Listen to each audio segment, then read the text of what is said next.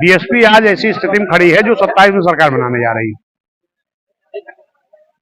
कार्यकर्ता है नहीं गांव में, ये इतने कार्यकर्ता आपको कम दिखाई पड़ रहे हैं। क्या ये माननीय बहन जी ने अभी 16 तारीख को एक मीटिंग लेने का काम किया था, जिसमें सभी महत्वपूर्ण लोगों को बहन जी ने बुलाया था। और उस मीटिंग में माननीय बहन जी ने हम लोगों को जो गाइडलाइन दिया है कि प्रतिदिन प्रति विधानसभा के एक सेक्टर में कैडर कैंप होगा और उस कैडर कैंप में मात्र 10 बूथों के लोग होंगे। 10 बूथों का मतलब एक सेक्टर के लोग होंगे और इस उत्तर प्रदेश में 403 विधानसभा है। अगर प्रतिदिन एक सेक्टर में एक विधानसभा के एक बैठक हो रही है तो बीएसपी की 403 बैठकें इसी टाइप की डेली हो रही है और ये लगातार मार्च लास्ट तक चलेगा। उसके बाद फिर बूथ सेक्टर की लोगों का कैडर कैंप हो रहा है।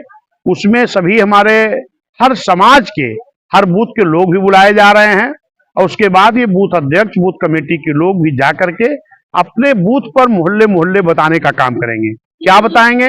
बाबा साहब के संघर्षों के बारे में, माननीय कांसीराम साहब के संघर्षों के बारे में, माननीय बहन जी के संघर्षों के बारे में और जो बहन जी ने काम किया है, जो इस देश की सरकारों ने 75-76 सालों में काम नहीं कर पाई हैं, वो काम माननीय बहन जी ने इस देश के बड़े प्रदेश उत्तर प्रदेश में 6 साल 6-7 महीना में करके दिखाया है और उन कामों को जा करके बूथ स्तर पर बताया जाएगा।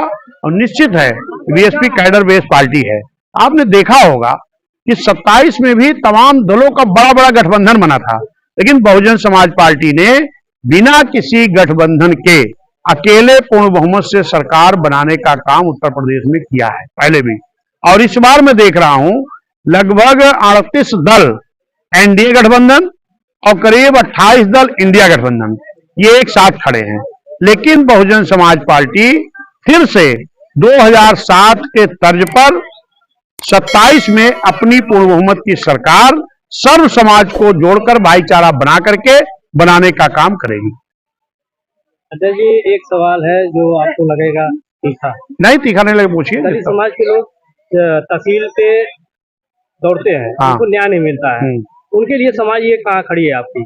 देखिए, दलित समाज की तहसील की बात छोड़ो, आज तो हमारे दलित एससी समाज की हत्याएं कर दी जा रही हैं, एफआईआर नहीं लिखी जा रही है, न्याय नहीं मिल रहा है, कोई नहीं खड़ा है, सिर्फ बीएसपी अकेले खड़ी है। मैं तो डेली दौड़ दौड़ के जा रहा हूं। अभी मैं कल सूची निकाल रहा था कि कितनी जगह मैं अध्यक्ष बनने के बाद गया हूं, तो ऐसी हजारों जगह माननीय बहन जी के निर्देश पर मैं गया हूं जहां हमारे लोगों को एफआईआर नहीं हो रही थी, न्याय नहीं मिल रही थी। उनको न्याय दिलाने का काम बहुजन समाज पार्टी ने किया है। अभी ताजी घटना कुछ मैं आपके सामने बताता हूं कि अमेठी में पति पत्नी टीचर थे, उनके मासूम बच्चे थे 2 साल 6 साल के, उन बच्चों की हत्या कर दी गई थी, उन टीचर की हत्या हो गई थी और उनके पत्नी की भी हत्या हो गई थी। कोई नहीं गया, बहुजन समाज पार्टी खड़ी थी। अभी आपके जौनपुर में एक पति पत्नी खेत की सिंचाई करने गए थे और उनकी हत्या करके नहर फेंक दी जाती है। 8 दिन तक उनकी लाश नहीं बरामद करा पाई और वहां ना समाजवादी ना कांग्रेस आई ना भाजपा आई, कोई नहीं गया। बहन जी के निर्देश पर बहुजन समाज पार्टी उन पीड़ित परिवार के साथ भी खड़ी रही और 8 दिन के बाद जब बहुजन समाज का प्रतिनिधिमंडल गया है तब जाकर के दोनों लोगों की बॉडी मिली है। उसके बाद गोरखपुर में एक 14 साल के बच्चे 11 साल के बच्चे की दिन दहाड़े शाम को लोग शौच के लिए गए थे, उनको बदमाशों ने पकड़ करके पेड़ में बांधकर नंगा करके उन छोटे छोटे बच्चों को पीटने का काम किया। उनकी भी एफआईआर नहीं दर्ज हो रही थी, बहन जी ने संज्ञान में लिया। बहुजन समाज के लोग जब खड़े हुए तब जाके एफआईआर हुई। और अभी मैं होके आ रहा हूं, अभी बस्ती में भी यही हालत है।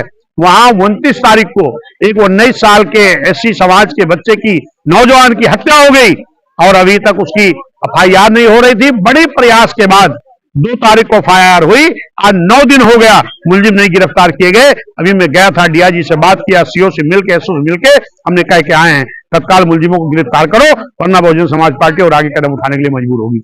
अभी अयोध्या में आपने देखा एक 22 साल की बच्ची को किस तरीके भागवत सुनने गई थी, उसको लोग उठा ले गए, निवस्त करके आंख निकाल लिए, हाथ पैर तोड़ डाले, हत्या कर दिए।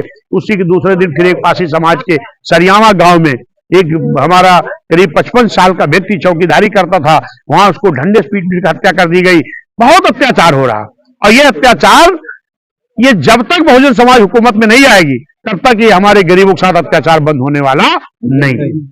अध्यक्ष जी, सैदपुर उमरन कल एक रोड एक्सीडेंट हुआ है, रोडवेज एक पिता पुत्र को रौंद दिया, जिसमें पिता की डेथ हो गई और पुत्र जो है लखनऊ के ट्रामा सेंटर में भर्ती है, उसकी भी स्थिति नाजुक बनी हुई है। क्या आपको जानकारी है? नहीं, अभी हमारे लोग कुछ घटनाओं को बताए हैं, मैं जा रहा हूँ, मैं यही कुदरत से प्रार्थना करूंगा क्या कि सहयोग करेंगे? नहीं, मैं कुदरत से प्रार्थना करता हूँ कि जो बच्चा भर्ती है वो जल्दी स्वस्थ हो, ठीक होकर के आए। और बहुजन समाज पार्टी, हमारे यहाँ इधर राम नयन निर्दोष जी हैं, यहाँ की हमारी कमेटी है, ये सारे लोग जो भी प्रेरित, अभी मैं खुद ही निकल रहा हूँ, 2-3 जगह इन लोगों ने नोट किया है, मैं उनके घर जा रहा हूँ, उनके मिल करके उनके परिवार को सांत्वना देंगे और जो भी सहयोग होगा हमसे वो सहयोग भी हम करने का। शुक्रिया।